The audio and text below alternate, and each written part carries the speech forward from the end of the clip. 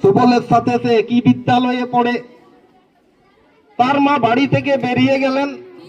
হঠাৎ করে সুবলের খুব খিদে লেগে গেল।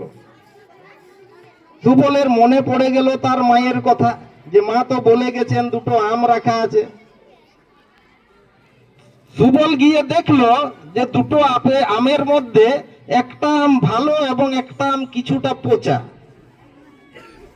সুবল মনে মনে ভাবলেন যে ভালো আমটা তাহলে আমি খাই এবং পচাটা সেই নন্দুকে দিই, কারণ সে তো আমার নিজের ভাই না, সে আমাদের বাড়িতে আশ্রিত ছেলে।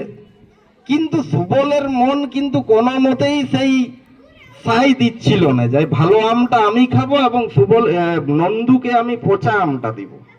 কিছুক্ষণ ভাবার পর সুবল নিজে পচা আমটা নিলেন এবং নন্দুকে সেই ভালো আমটা খেতে দিলেন। এই কাজটা করার পর সুবলের মনে একটা বিশাল আনন্দের অনুভূতি জন্মাচ্ছিল। তিনি শটাং করে বাড়ি থেকে বেরিয়ে দৌড়ে পণ্ডিত মশাইয়ের বাড়িতে গেলেন।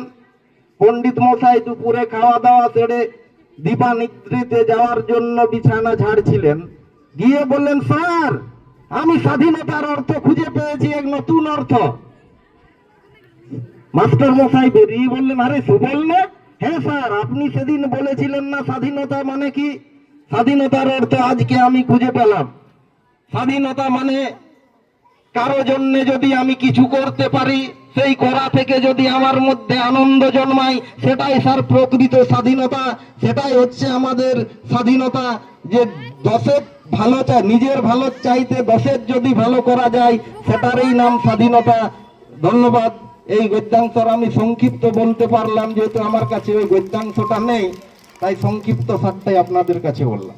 যাই হোক, যে বিষয়ে আমরা এখনো অনেক ছেলে এসেছে কেবল অনুষ্ঠান দেখান নয়, নিজেদের বিভিন্ন উদ্দেশ্য নিয়ে, যে যারা ওই বিল্ডিং এর এপাশে ওপাশে আনাচে কানাচে ছড়িয়ে আছে, তাদেরকে আমি বলবো এই অনুষ্ঠান মঞ্চের কাছে তোমরা শীঘ্রই চলে এসে এই যে অনুষ্ঠান, এত রোদকে উপেক্ষা করে ছাত্রীরা, ছোট ছোট বাচ্চা মেয়েরা যেভাবে নিজেদের পারফরমেন্স দেখানোর চেষ্টা করছে, সেই অনুষ্ঠানকে উপভোগ করো। ওই বিল্ডিং দুটোর বারান্দায় যেসব ছাত্র ছাত্রীরা আছে, তারা এই মঞ্চের সামনে চলে এসো।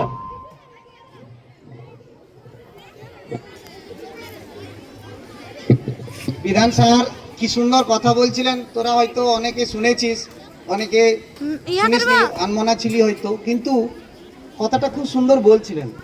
স্যারেদের কথা এমনিতে